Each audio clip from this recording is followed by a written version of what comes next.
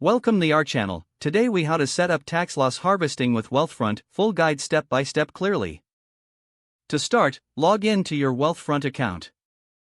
If you don't have an account, create one by signing up on the Wealthfront website.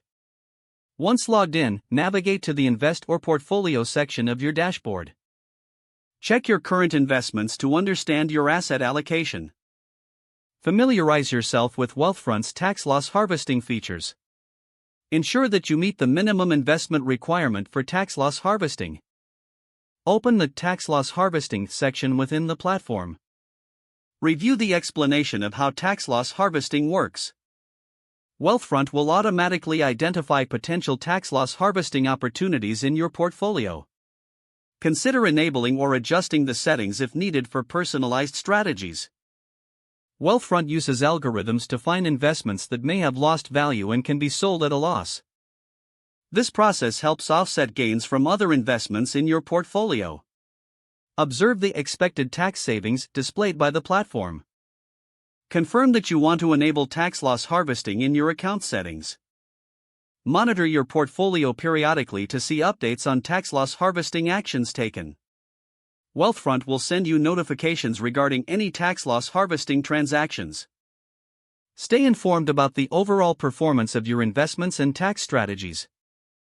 Review your tax documents during tax season to incorporate these benefits. Consider consulting with a tax professional if you have any questions. This setup allows you to maximize tax efficiency in your investment strategy. Use this guide to enhance your Wealthfront experience and optimize your portfolio. If the page does not load, refresh the browser or try again in a private or incognito window.